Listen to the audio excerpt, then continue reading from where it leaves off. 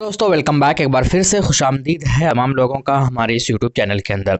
आए दोस्तों, इस वीडियो के अंदर हम लोग कई अहम मौजू के ऊपर बातें करने वाले हैं।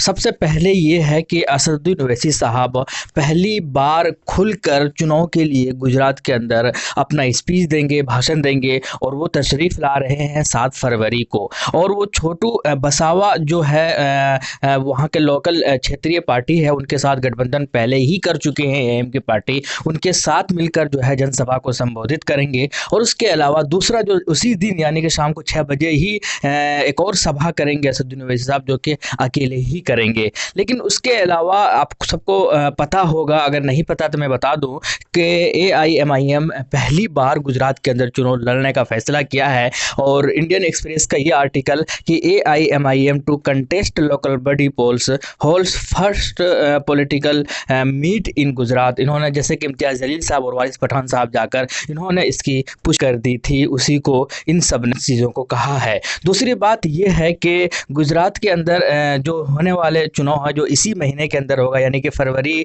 के अंदर ही होगा। और 6 महानगर पालिका यानी जैसे कि उनमें से एक अहमदाबाद, सूरत, राजकोट, जामनगर, भावनगर, वडोदरा की नामांकन की जो प्रक्रिया है वो शुरू हो चुकी है। जिला व तहसील पंचायत तथा नगर पालिका के लिए नामांकन 8 फरवरी से भरे जाएंगे। और राज्य चुनाव आयोग के सचिव महेश जोशी ने इसकी जो पुष्टि है वो शनिवार को कर दी थी पहले ही। चुनाव क्षेत्र में आदर्श चुनाव आचार संहिता लागू हो गई है। 6 महानगर पालिका अहमदाबाद, सूरत, राजकोट, जामनगर, भावनगर, वडोदरा, 81 नगर पालिका तथा 31 जिला पंचायत तथा 231 जो है वो तहसील पंचायत में चुनाव होने हैं। और जो खाली जगह है वहाँ पर भी उपचुनाव होंगे। 1 फरवरी से महानगर जो कि हो चुका है नामांकन की प्रक्रिया, जबकि अंतिम तारीख जो है 6 फरवरी होगी। जिला व तहसील पंचायत तथा नगर पालिका के लिए 8 से नामांकन शुरू होगी, जबकि 13 फरवरी नामांकन का अंतिम दिन होगा। 22 फरवरी को महानगर पालिका के चुनाव की मतगणना होगी,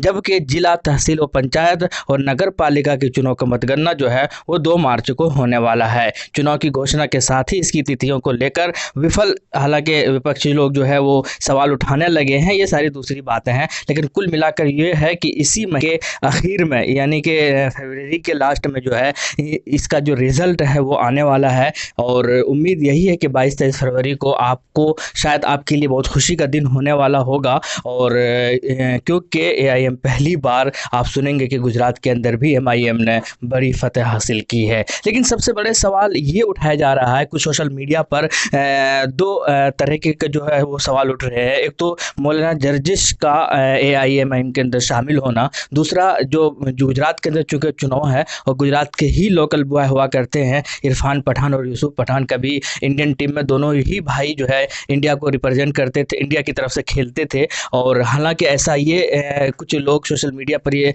जो है वायरल कर रहे हैं कि दोनों ही भाई एमआईएम के अंदर शामिल हो चुके हैं और एमआईएम के लिए काम करेंगे आगामी चुनाव के अंदर। तो मैं आपको बता दूं, अभी जो एमआईएम का गठबंधन है वो सिर्फ और सिर्फ छोटू बसावा के साथ है। इसके अलावा वो किसी के साथ एमआईएम का गठबंधन नहीं है। और ना ही यूसुफ पठान और इरफान पठान जो है एमआईएम के लिए काम करेंगे, ना ही एमआईएम ने उनको अप्रोच किया है और ना ही वो लोग एमआईएम के पास आए हैं। हाँ, ऐसा कुछ चीज़ें इशारों में बातें हुई है, लेकिन उसका ये मतलब नहीं निकलता है कि वो एमआईएम के लिए काम करेंगे। क्योंकि हाँ, आने वाले टाइम में हो सकता है कि निकाय चुनाव में बड़ी कामयाबी हो और विधानसभा चुनाव के टाइम हो सकता है कि इरफान पठान और यूसुफ पठान का एक छोटा सा जो झुकाव है वो एमआईएम की तरफ बन जाए और एमआईएम के लिए काम करे। लेकिन वो दूर की बात है, बात की बात है। अभी का कुल मिलाकर यही है। कुछ लोग ये जानना चाह रहे थे तो मैं आपको क्लियर बता दूं कि दोनों भाई ही जो है इरफान पठान और यूसुफ पठान वो फिलहाल एमआईएम के लिए काम नहीं कर रहे हैं और ना ही किसी तरीके के कोई भी उनको पैगाम पहुँचाया गया है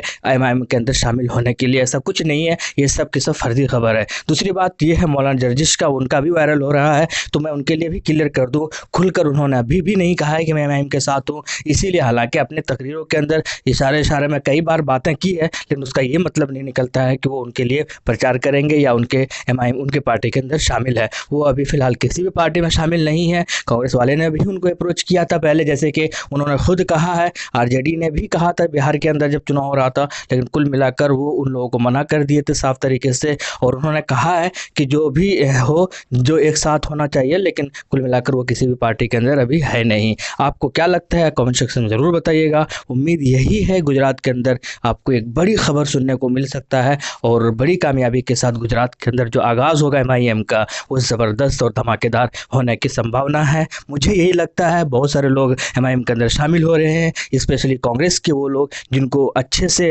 कभी नहीं मुसलमानों के लिए कुछ किया नहीं, वो लोग ख़ास करके नाराज़ हैं कांग्रेस से, और इसे ऐसे लोग जो है MIM के अंदर बड़ी शिद्दत के साथ जो है शामिल हो रहे हैं, सदस्यता हासिल कर रहे हैं। मुझे यही लगता है कि एक बड़ा आगाज़ होने वाला है MIM के लिए गुजरात के अंदर। आपको क्या लगता है कमेंट सेक्शन में ज़रूर बताइएगा। मिलते हैं नेक्स्ट वीडियो में। Thank you. जय हिंद। Love you.